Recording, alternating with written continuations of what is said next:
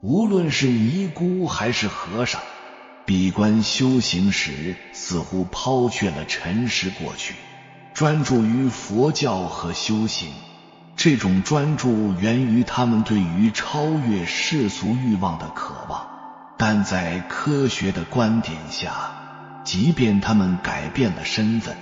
依然无法回避人类生理需求。在佛教教义中，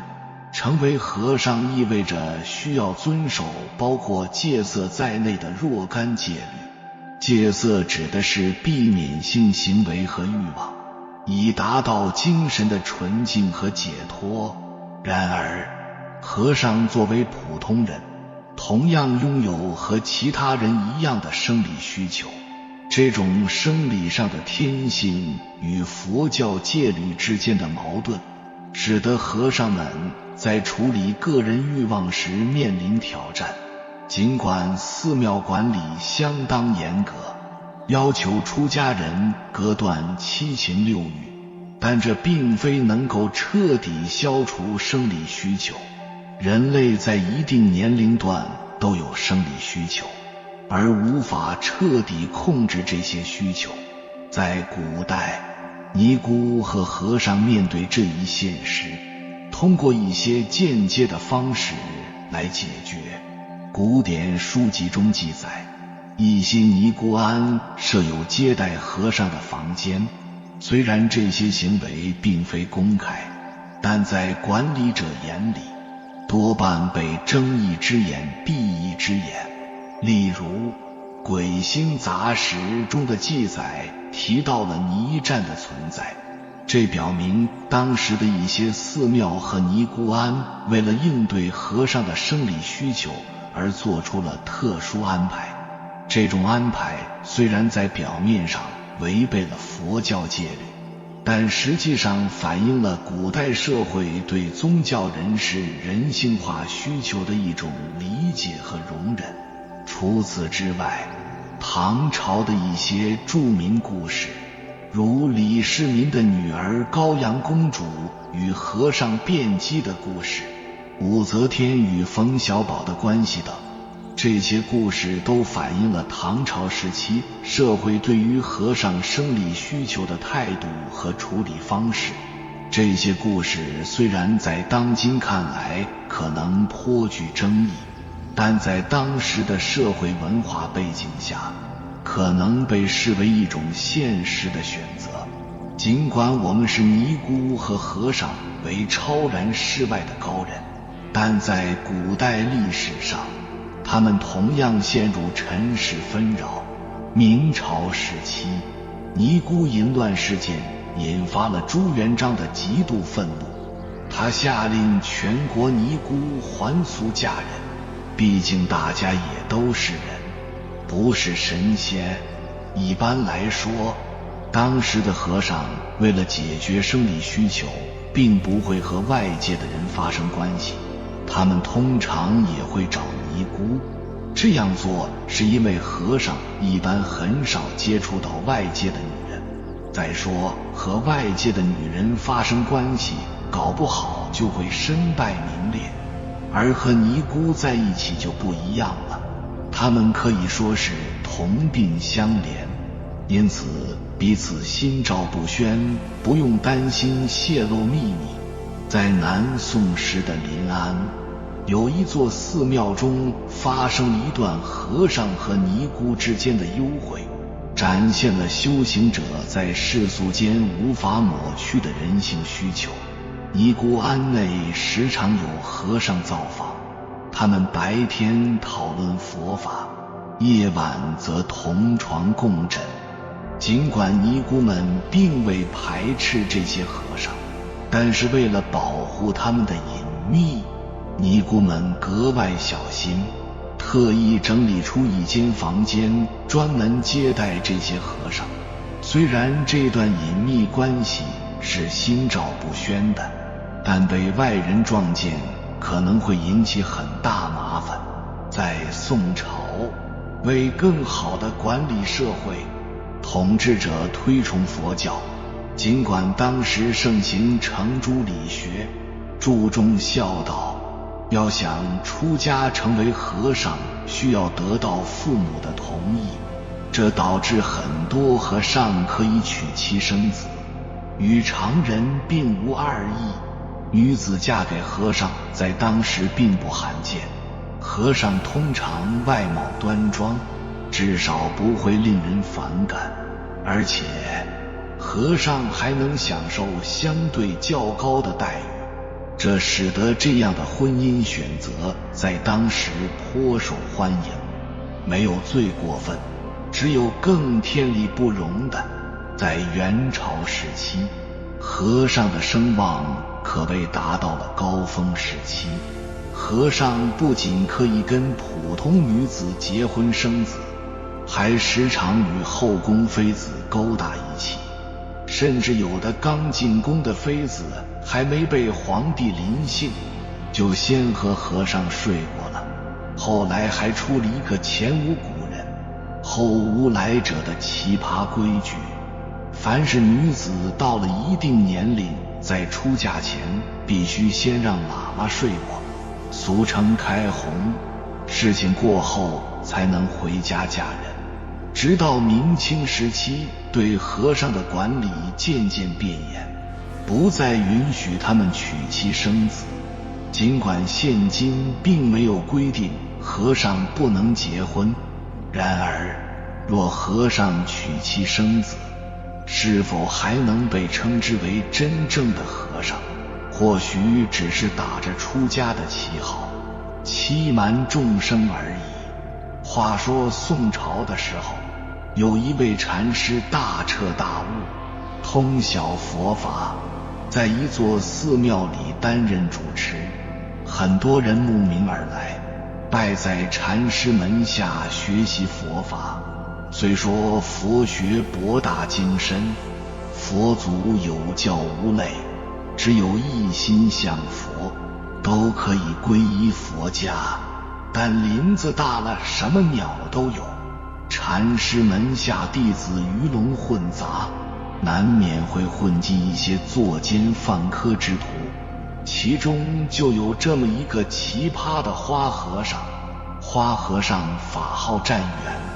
出家前是一个游手好闲的纨绔子弟，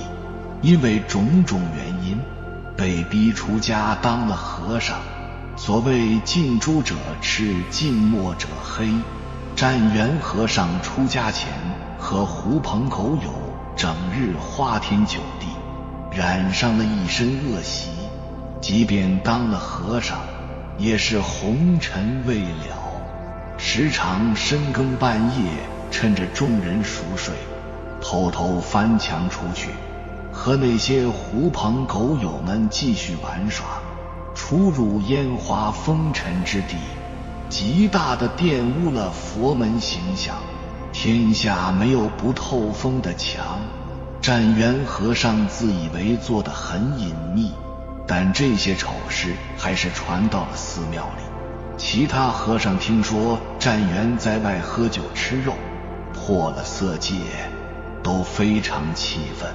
认为他败坏了寺院的名声，玷污了佛门形象，按照戒律应该重打一顿，然后驱逐出寺。禅师听到僧众的议论后，合眼拨弄着佛珠，不知可否。众人发了一顿牢骚，见禅师没发话，也只能按下心中的怒火，各自散去。当然晚上，禅师并没有和往日一般按时就寝，而是摸黑在寺庙巡查，无意中在寺院一处僻静的墙角发现了一只凳子，上面清晰地留下了一双脚印，旁边就是湛元和尚的寝室，里面空无一人。禅师明白，湛元和尚准是从这里悄悄翻墙溜出去了。禅师微微摇头，也没声张，静静地坐在凳子上，等待湛元回来。拂晓时分，湛元和尚方才摇摇晃晃从外面回来，见四下无人，踩着事先放下的石头，翻上了墙头，然后脸向着墙壁，用脚试探着踩凳子。很快，占元和尚踩到了凳子，借力跳落下地，然而心中总觉有些不对。再一细看，禅师坐在凳子上，他刚才踩的是禅师的后背。占元和尚顿时吓得说不出话来，浑身哆嗦，心想禅师肯定要责骂自己。谁知禅师淡淡地说：时间不早了，赶紧回屋睡觉去吧，待会还有早课。说罢转身离去，身后清晰可见一双脚印。占元和尚连不迭点头，忐忑不安地走了。接下来的几天，天天担心受到惩罚，可禅师好像什么事都没发生过一样，对于当晚之事只字未提。从这以后，占元和尚幡然醒悟，用心参禅，再也不夜游了，同样成为一代高僧。佛家认为，心中只有尚有悔过之意，即使是万恶不赦的人，同样可以放下屠刀立地成佛。佛法慈悲，能拯救泱泱众生，即便在调皮捣蛋的纨绔子弟，也能宽和相待，允许犯错，给予改过自新的机会，不抛弃不放弃。还有一种被称为还俗，还俗之后就可以结婚了。还俗这件事情在佛教是完全允许的，还俗意味着不再是佛教中人，不再遵循佛陀的教诲，可以自由地过世俗的生活。尽管有心解脱，但也无能为力，因为真正的修行其实还是需要放弃很多的世俗事物的。没有放弃，从某种程度上来说，就是尘缘未了，当然就做不到彻底的修行了。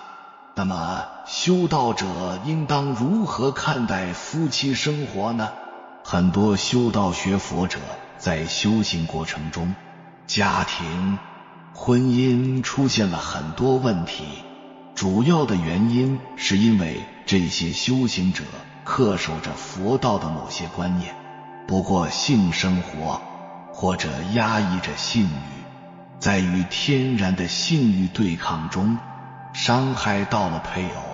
性权利是最基本的人权，然而在有些学佛修道者那里，这最基本的人权以修道的名义残酷地损害了，受伤害的是自己和配偶。因此家庭婚姻遇见了问题。丹道家有些流派认为，人的后天之精是丹药，不能浪费，所以一些好到炼丹的人不过夫妻生活以保精气，结果丹道未修成，身心与家庭首先出现了问题。一些学佛的人守戒淫的戒律，把淫欲也即性的自然欲求看成生死轮回的根本，从而要断除。于是佛道未修成，身心和家庭出现了很多问题。性的问题困惑着多少修行人，一些是理路不清，一些是盲目迷信，一些是修法不当，一些是人道未尽，妄求佛道，一些是自己身心有问题。身的问题是性能力上力不从心了，心的问题，一些人可能存在这性心理上的严重问题。像有的道友因为不敢面对两性生活而回避婚姻，有的是变态心理，更麻烦，种种原因难以尽述。这些人都有他们信守的理论和经典想法，其实认理不清。一位道友就曾说，不完成自己的某种修道事业，绝不结婚。这样的念头本质上是个妄念，因为事业、修道的成就与婚姻没有因果关系。这位道友到死都没有结过婚，他所谓的事业和修道的成就也成了梦幻泡影。一些道友虽然结婚居家，但因为各自的性生活不和谐，引生了中医所谓的身心的香火，烧心烧身，成天在烦躁不安中，便以吵架为契机，发泄内心的郁闷，因此家庭不和谐，连带着父母或者小孩受气，受到不安宁的家庭气息的影响。一些道友胡乱修炼各种所谓的性修炼的方法，同样把身心和家庭搞乱了。比如一些人传的所谓饱经不漏的点按千金穴的压会阴的方式，结果引生了前列腺炎或者其他毛病。一些男女学习所谓的弹催，跟其他男女乱搞，更是败坏社会风气，也损害家庭。这些弹催聚众淫乱之事，网络上有爆料，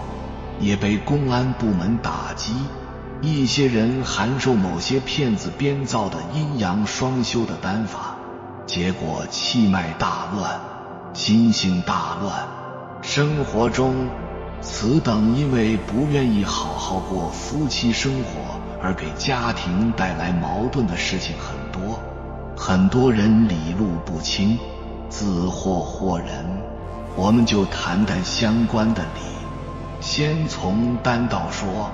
丹家白玉禅真人说，此经不是交感经，乃是玉皇口中弦，说得很明白。丹道作为丹药的精气神之经，不是男女交感之经，而是来自天地的精华之气，在身心中变化出来的精华。玉皇代表先天的、至高至纯的来自上天的精气，口中弦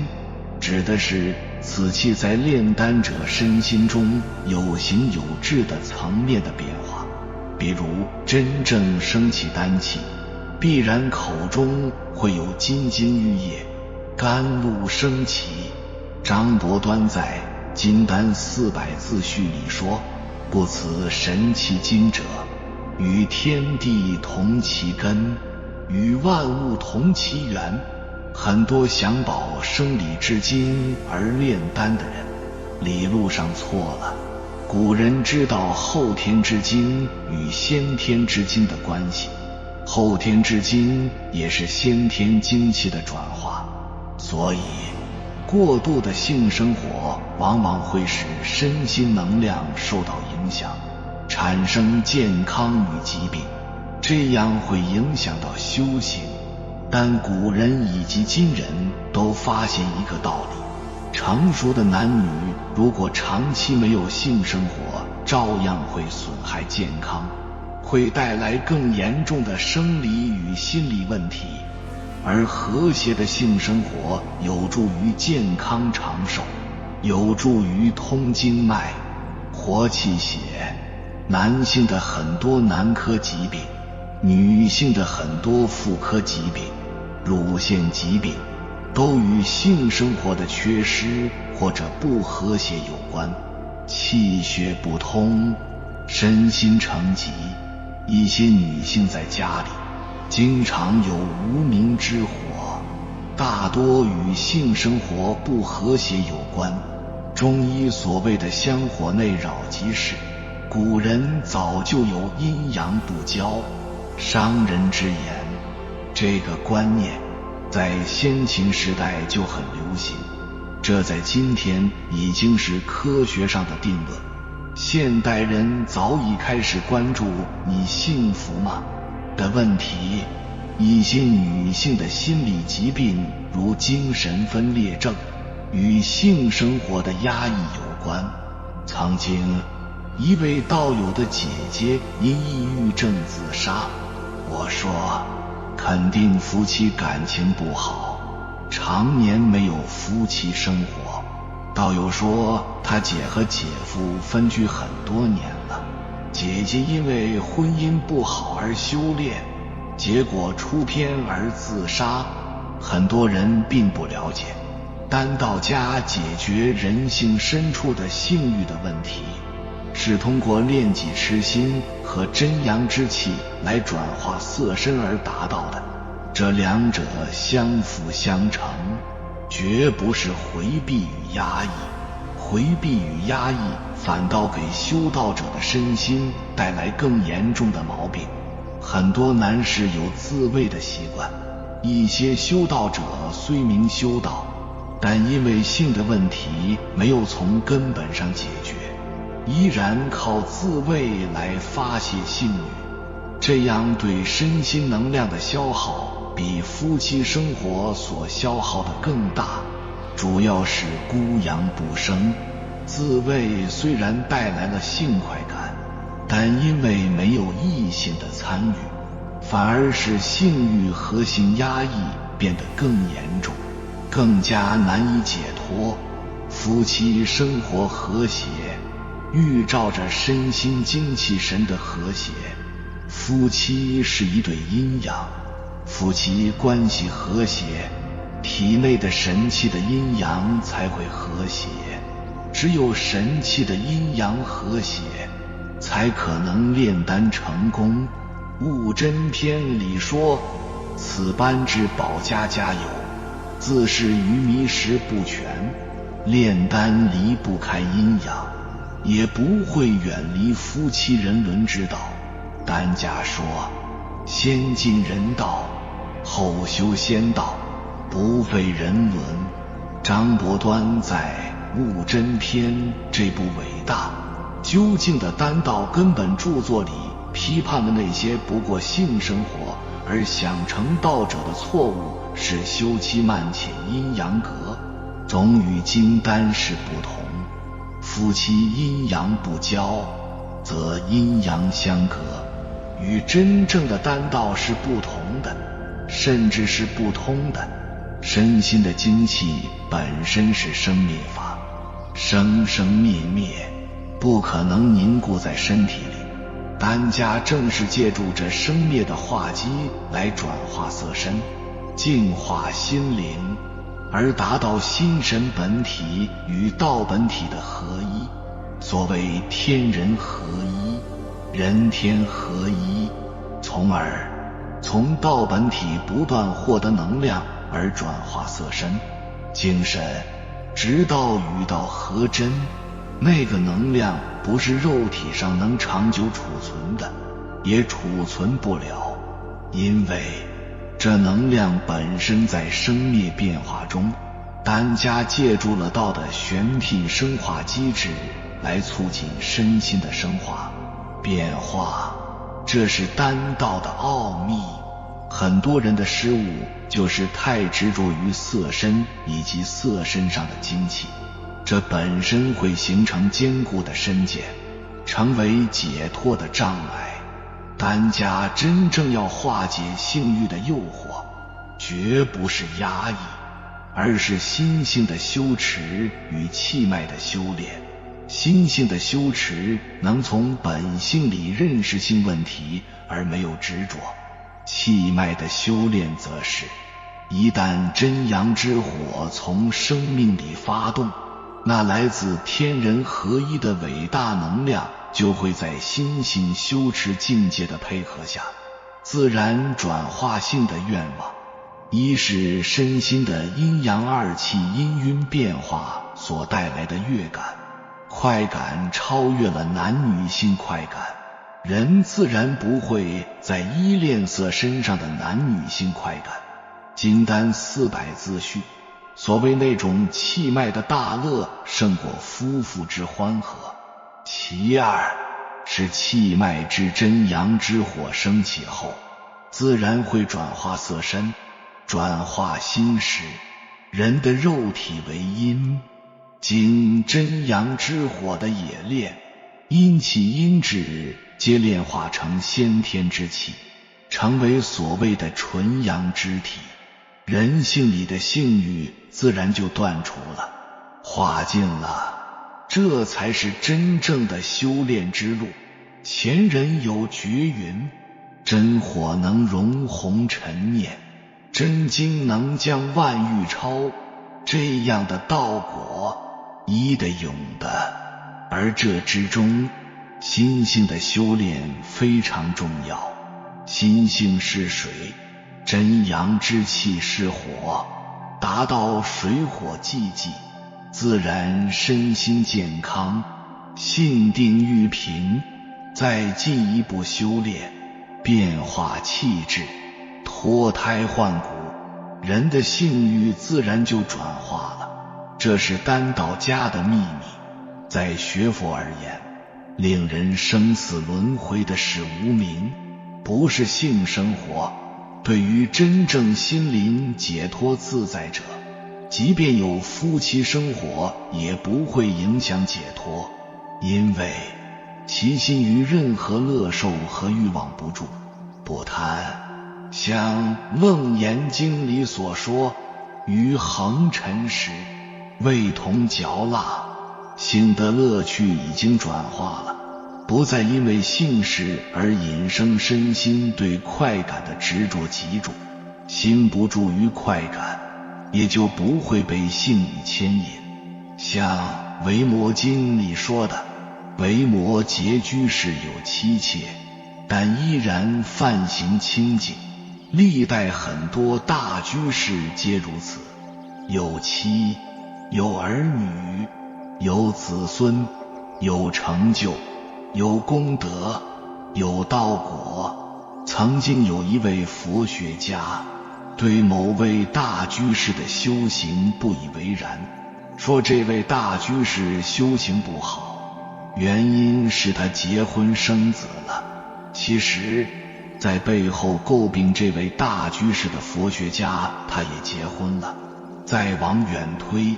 释迦牟尼在没有出家前也结过婚，还生了一个孩子。这位佛学家的观念本身是错误的，还以错误的观念品评人，岂不错上加错，妄里说妄？很多人学佛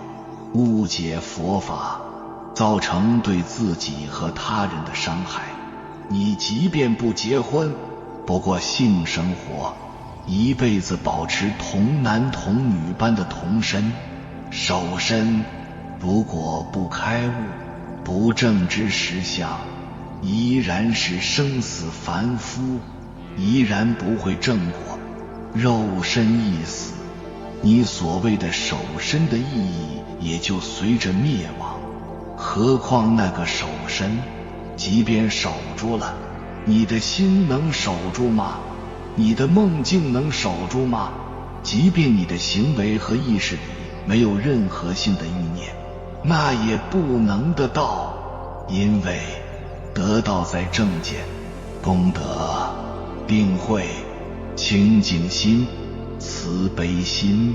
不在是否没有信念。佛家之所以戒欲，戒男女之欲，在于性是生死轮回中投胎时的吸引力、牵引力。特别是投胎之时，灵识都是感应性的吸引而入胎，但对于心识转化了的人，这样的吸引力会自然断绝。你即便活着时保证身体上没有性行为，心理上没有性欲，但是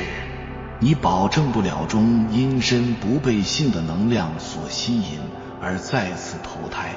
对于那些得道的成就者，且会借助性的生化力而再来人间普度众生，佛门所谓成愿再来，要成愿再来，依然会借助父母交合的因缘与临时的改缘，只不过凡夫是被业力所牵，迷迷惑惑，业障缠身，得道者是愿力使然，生死清净。这生死只是个弘道，教化救度的方便，这是本质之言。能明此理，信此理，心行一如，则男女之事如何能阻碍生死？一切皆道化道用，在尘出尘，在欲出于，生死与性，与解脱到何爱哉？当然，这里面有身心性命的定慧成就，绝非狂禅之流所能达到。真得清净者